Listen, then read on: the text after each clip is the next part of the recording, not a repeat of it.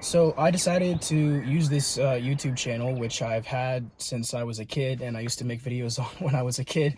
I've decided to use this now to kind of share my experience having hair transplants. Just to introduce myself a little bit, my name's Ethan. I'm from the USA, and somewhere on the screen here at some point in time, you'll see the situation that I had going on just a few years ago. So I decided after a few years of going through this journey to talk about it, share information to other people who it may help. This video is just going to kind of serve as a general overview introduction to the topic and to my experience. I essentially lost almost all of the hair on the top of my head due to male pattern hair loss. Started in my late teens very aggressively, progressed into my early 20s.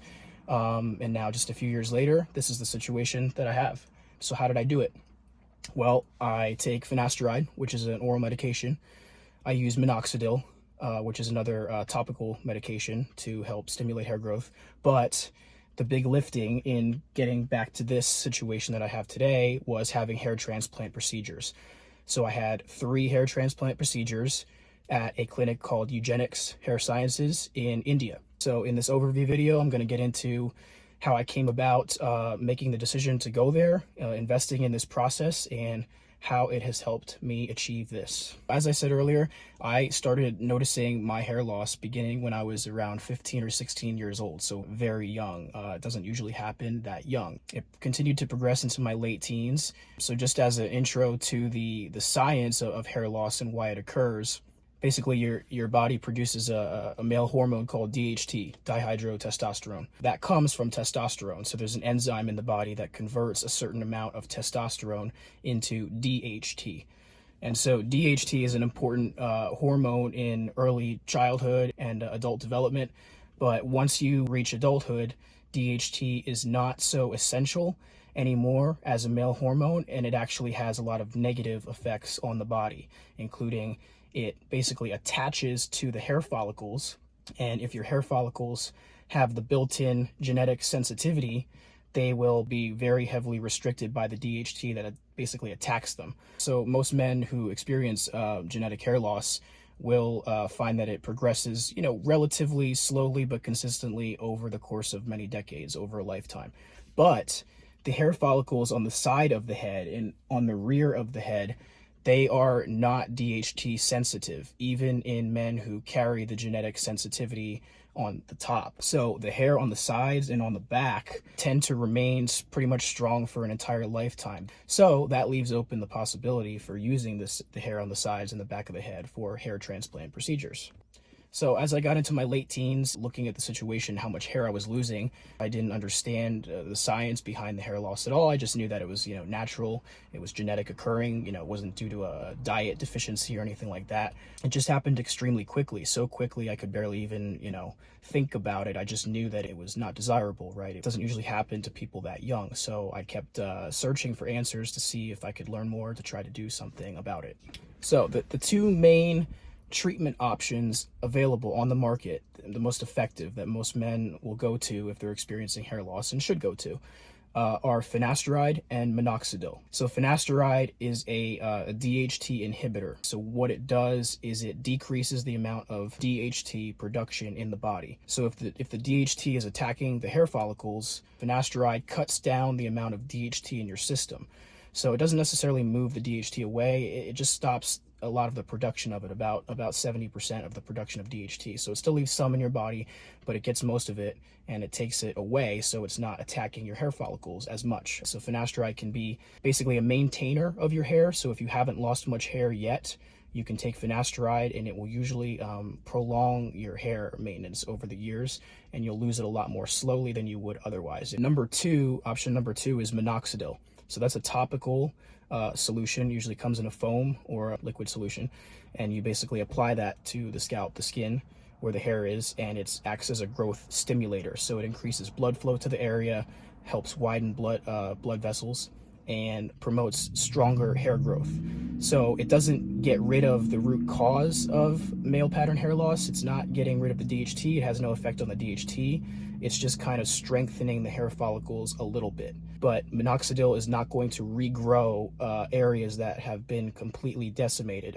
If you've lost all of your hair in an area on the scalp, Minoxidil alone is not going to be anywhere near enough to regrow all of that. So I started using minoxidil, topical minoxidil, in my early 20s. However, by age 21 or 22, I was basically a Norwood 6 or 7, which is a 0 to 7 scale. They call it the Norwood scale. And that just shows you how severe the hair loss is. So 7 would be completely gone. All the hair on the top of your head is gone, right? So I was basically a Norwood 6 by about age 21 or 22. So even though I started using minoxidil around that time, like I said, minoxidil cannot completely regrow lost hair. And when it comes to finasteride, the oral medication, I actually delayed starting finasteride for several years, mainly due to fear-mongering stories that I would read online. Because of finasteride effect on DHT in the system and lowering DHT, a small minority of men who take it will report side effects, sexual side effects usually. 5% of men who take finasteride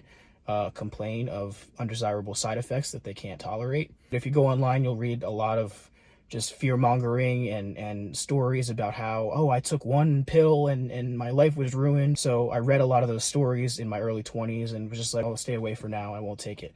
Long story short, I ended up starting it, which was a very good decision, which I'll go into in more detail in more videos. Finasteride, though, it still wouldn't have saved my hair, and it was not going to regrow my hair, even if I had started taking finasteride in my early 20s. I would have basically had to start taking finasteride when I started to lose my hair, which was around age 15 or 16, and doctors won't let you do that because you're not an adult yet. They want you to go through the whole process before you start taking finasteride, which is a hormone-altering drug.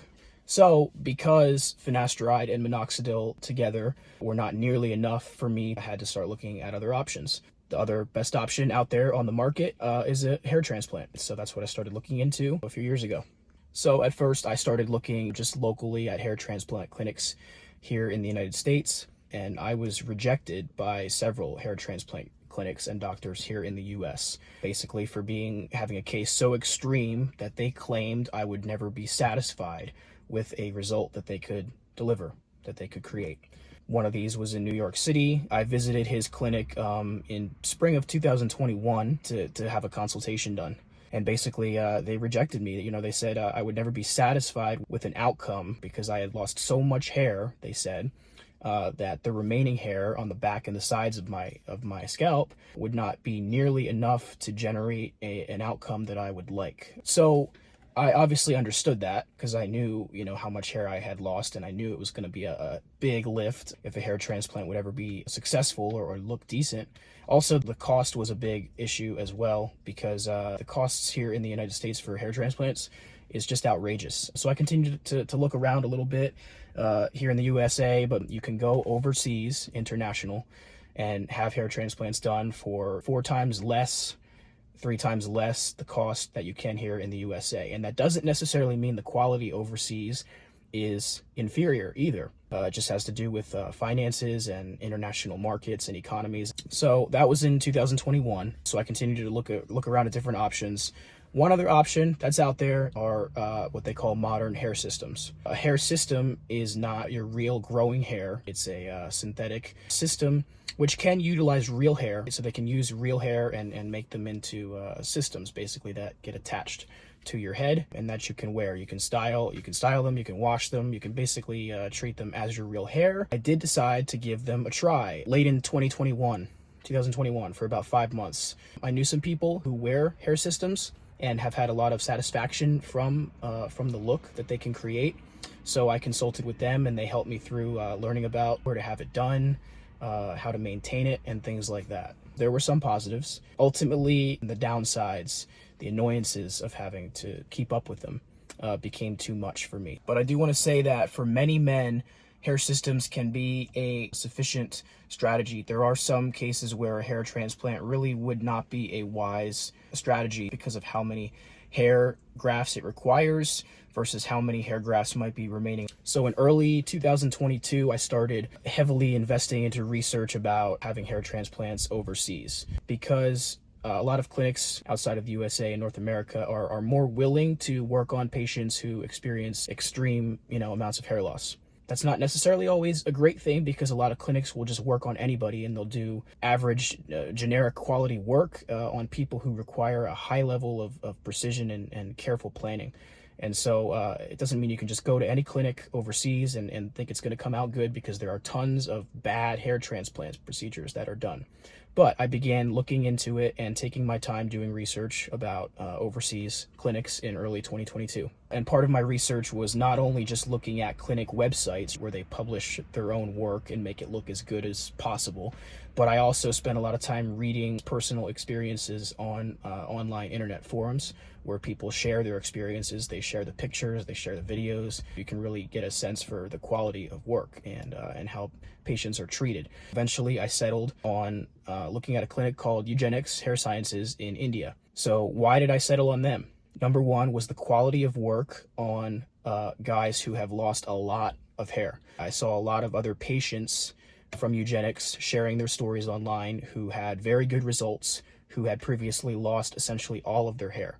And number two, the other main factor why I chose them was the cost. They had multiple different packages, levels that you could pay depending on what you want in your package. So it doesn't have to do with the quality of work necessarily, although there are, different doctors at different levels. But the different levels also included things like travel costs. Do you want a hotel stay included? They'll arrange that all for you, right? They'll pick you up from the hotel, from the airport, drive you to the clinic, all of that. So depending on how much you want of that other stuff, you can choose different levels. And having it done at Eugenix was a lot less expensive than it would have been in most other clinics. So after talking to several other patients who had already gone to Eugenix and had good experiences, I started my planning in early and mid 2022. And then I ended up having 3 hair transplant procedures at Eugenix, one in September 2022, one in June 2023, and the third in March of 2024, for a total of 11,102 grafts, hair grafts, moved from the back and sides of my head to the top, and also utilizing some beard and neck hair as well. So 11,102 total grafts over 3 separate hair transplant procedures. So I had 9,246 grafts moved from the scalp, so the back and the sides, to the top.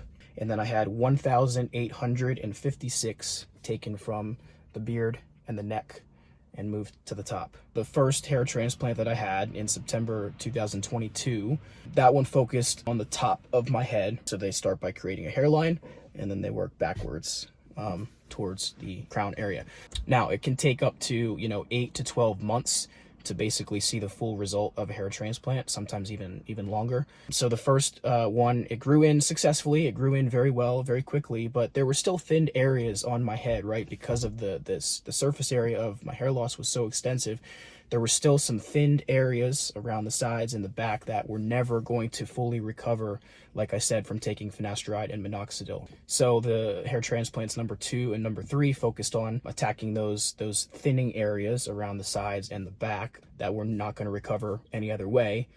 And so here I am now, and this is what I've been able to achieve. So to kind of close this video up, I want to share a few realities about this situation, about this experience of having hair transplants. First of all, it's not a quick fix, okay? When you have a hair transplant, you have to understand that it's going to take many, many months, probably years of going through a process and a journey to achieve an outcome that you're going to be happy with. It's not a quick fix. If you want a quick fix, you either just accept it and you don't care about not having hair, or you use hair systems or some other strategy. If you do hair transplants, you have to understand it's a long process. But if you commit to it and you really want to do it and you choose a good clinic and you have good work done, you can be very, very satisfied with the outcome. Also, I want to mention the density, okay?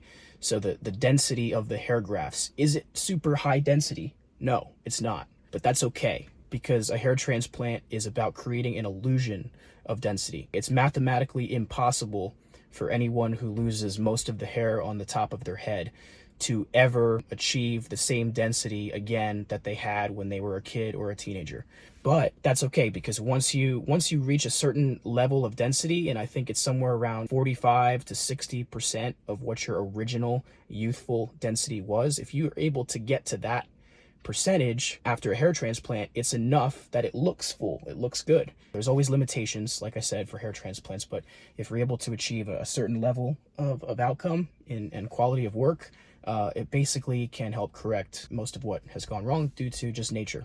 So here in 2025, I continue to take Finasteride and Minoxidil just to help strengthen my hair. They don't really do that much for me because, like I said, I already lost all of the original hair. Finasteride is a good maintainer of hair that you still have. So if you are in the early stages of hair loss, Finasteride is a really good thing to start taking.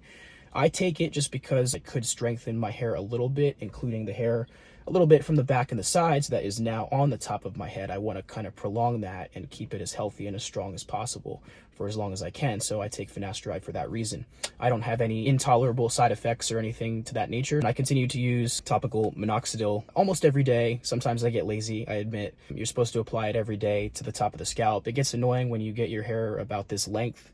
It's much easier to apply when you have shorter hair, so sometimes I just get busy and I don't use the Minoxidil every day, but I try to at least use it every other day. I also use some other products just to help with volume and the texture of the hair and things like that, which I'll get into in more videos. But I do take Finasteride and I use Minoxidil just to maximize the strength of the growth of the hair that is now coming in. All right, so in future videos, I plan to go into more specific details about each transplant procedure, all three that I had, including the travel, the planning, the 15-hour flights overseas and back, the experience of staying there in a different country, being a little bit nervous, but then being comfortable with the people there who are great, extremely kind people, caring, they care about you.